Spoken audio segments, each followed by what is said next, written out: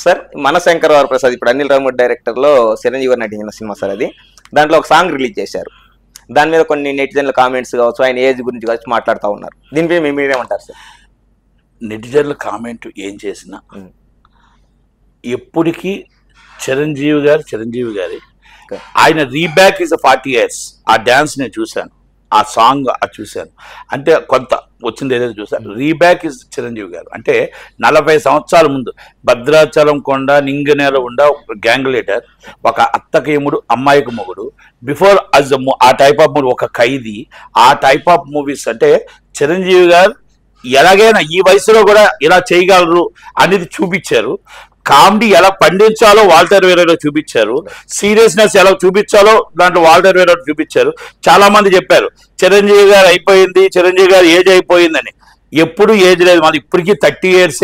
ఎప్పటికీ కూడా ఆయన 30 years పిల్లవాడిలాగే డ్యాన్స్ చేస్తాడు, పిల్లవాడిలాగా ఫైట్ చేస్తాడు. మళ్ళా శంకర్ వరప్రసాద్ ఒక చరిత్ర సృష్టిస్తుంది.